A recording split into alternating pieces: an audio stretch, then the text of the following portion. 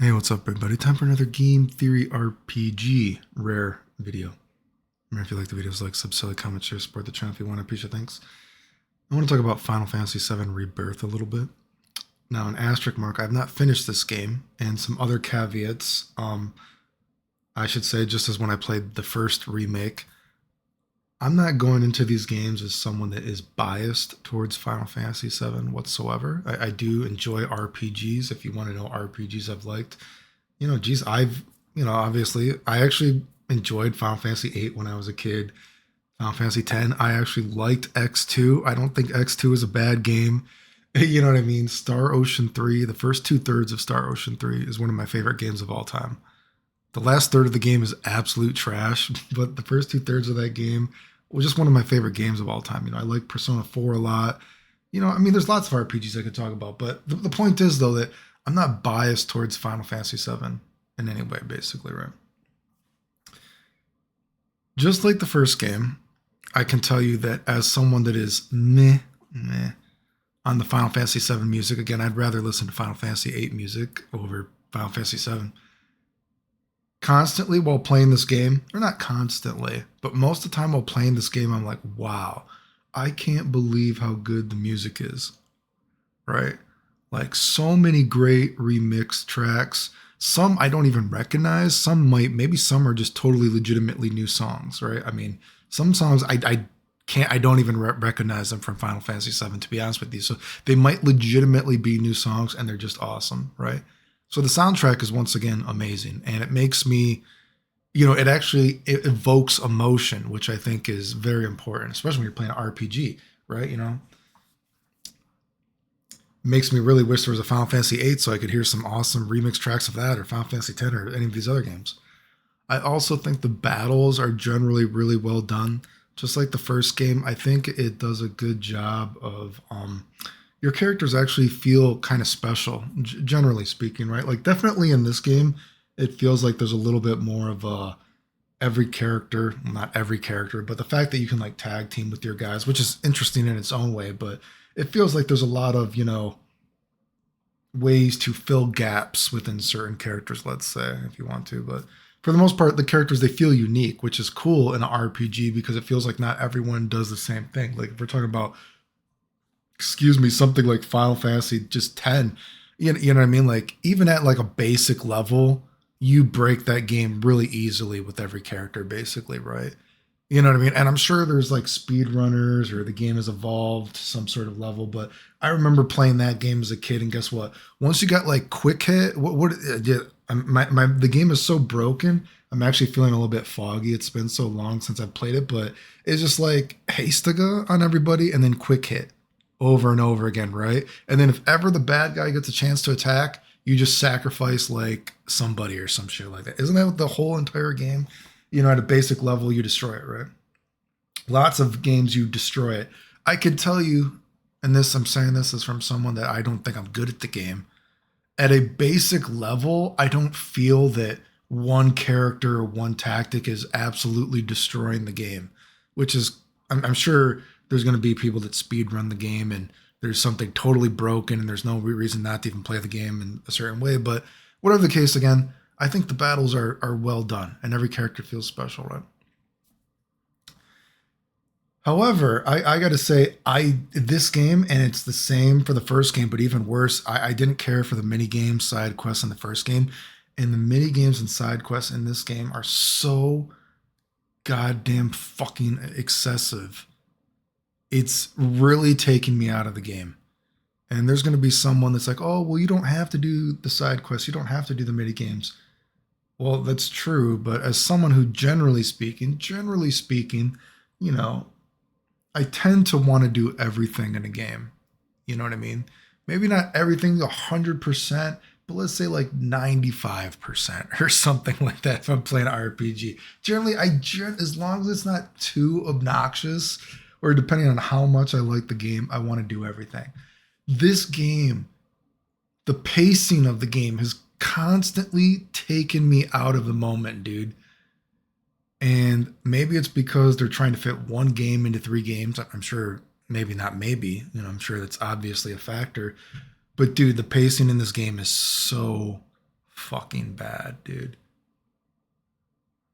The mini games and the side quests are so bad. I've had to like, when I take breaks, and again, just in case there's like fighting game people watching this, just like I can't play even if I wanted to, a fighting game a long time because of my fingers.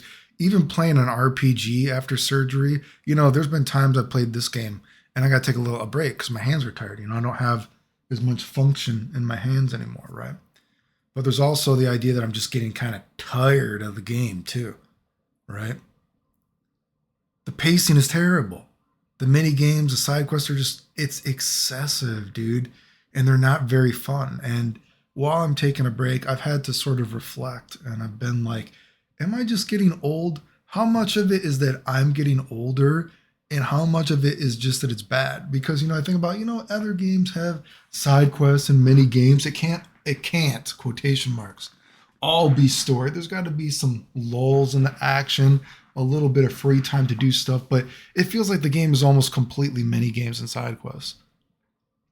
And when I've looked at some of the reviews for the games, I'm apparently, to say the least, although some people are saying the game is the most amazing game ever, there's also a lot of people that are apparently echoing the same statements. And there's apparently some chicken catching game, which I haven't even got to, which is absolutely terrible, which I'm sure I'm not going to be looking forward to doing.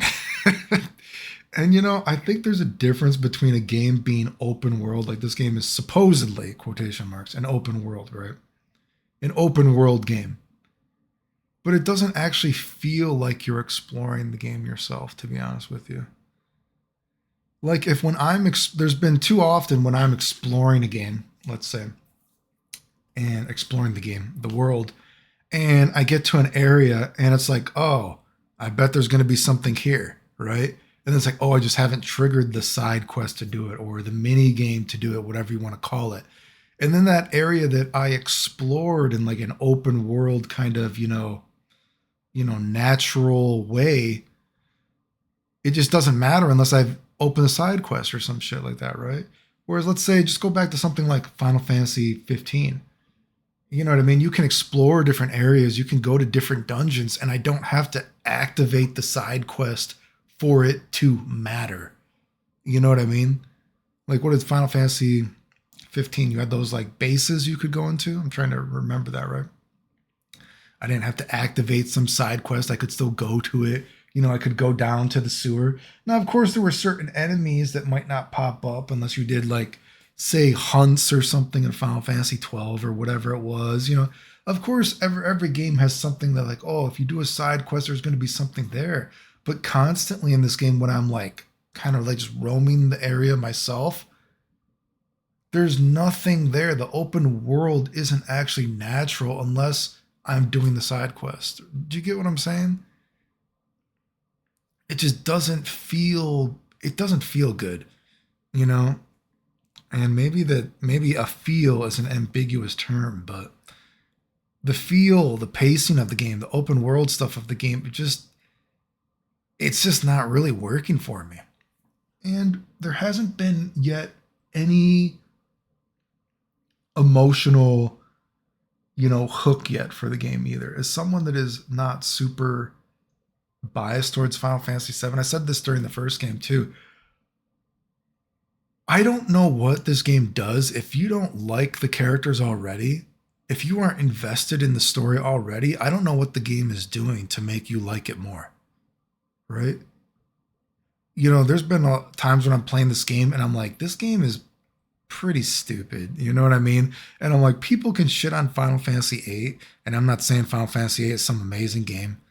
I'm not saying all RPGs are amazing games, whatever, but say Final Fantasy 8 has the sort of like, the the sort of out of nowhere, the reason we don't remember everybody each other is because once we start using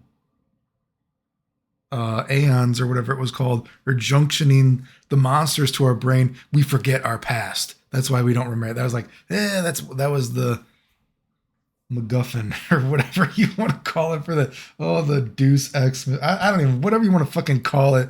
That's why it works, right? Like this game is, there's a lot of stuff in this game. Like, come on, this is kind of stupid, right? It's kind of childish, right? But hey, then I gotta think, I'm telling myself this is kind of childish and this is kind of stupid. And I'm like, well, it's a video game. It is technically kind of for kids. And then I was talking to somebody else about it as well, and he's like, well, you know what? Most people probably are older if they're playing this game anyway. So is it really for kids?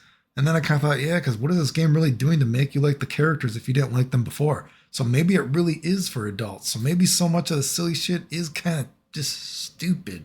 Maybe the story should have been a little bit more, a little bit less stupid at certain points. And the emotional hook thing I was talking about is, you know, say a game, let's say Final Fantasy 15. Final Fantasy 15, there's like moments in that game where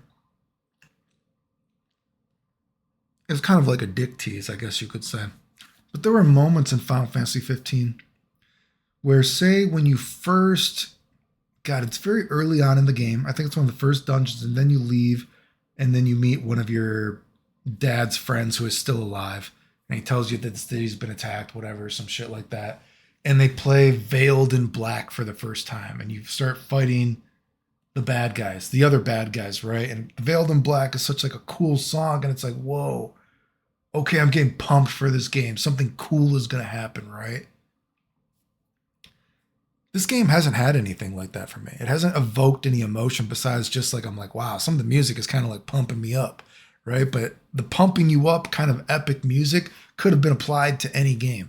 Like, say, again, I haven't finished the game, but say in Final Fantasy Remake, the first one, when you're first like climbing back up to go to, the tower falls or the plates fall, whatever they call it, and the sun is setting, and they start playing, and it's stupid because it's not in the soundtrack, right?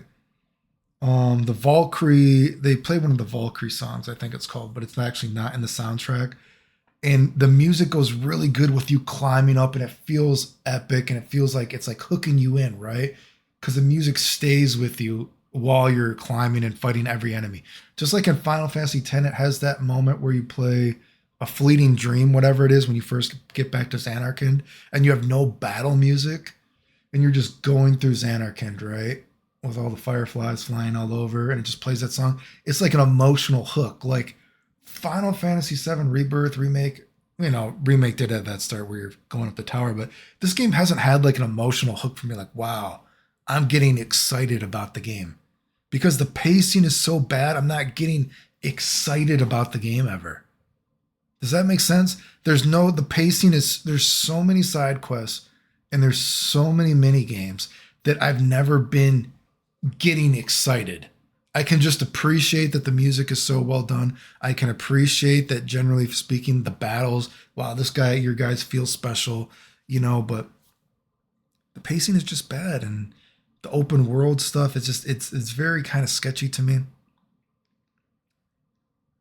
And just to talk about, say, other RPGs, you talk about, like, say, open world stuff, and I say this game, you know what I mean? They talk about the Wutai, whatever, was a it wasn't an obligational. It was a side quest in itself or something.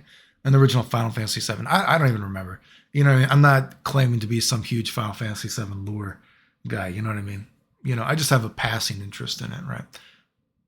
But you didn't have to go to Wutai, right? And they're talking about excuse me, in the next game, maybe Wutai will be its full area and you'll have to do it part of the story. I don't think having to do something is open world, right? Open world means I don't have to do this. Final Fantasy 8, you never had to go to that monster area. You didn't have to go do tons of stuff in Final Fantasy 8, but it was kind of just like you could naturally do it if you wanted to. Like a problem with Star Ocean 3, and again, besides the last third of the game, I always say it's terrible that you never went to Greeton, right? Because they talk about Greeton all the time. Now, how would you fix a little bit more of what should have been a optional side quest, little like open world thing in Final Fantasy or Star Ocean 3? You would have had something like, hey, maybe if you do so many conversations in the game, maybe you can actually get one of the guards to let you into Greeton.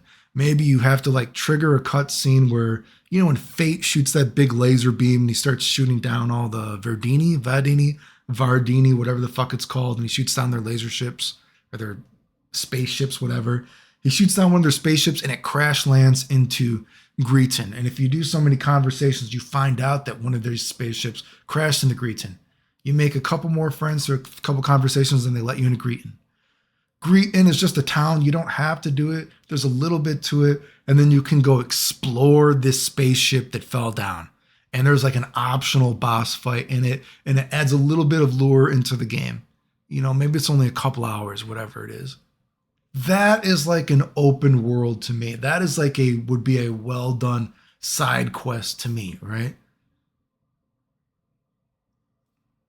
Not a open world where it's like, oh, I gotta shoot up a tower every 5 seconds. Like, oh, okay, I gotta like do, you know, oh, I gotta like help Johnny. He has more people. And just like, oh, Chocobo's gotta find this. It's like kind of like, it's just excessive and it doesn't feel fun.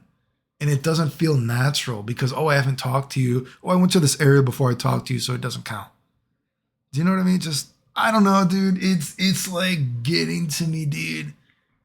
Anyway, if you like the videos, like, subsidy, comment, share, support the channel if you want. I appreciate it. Thanks. The end.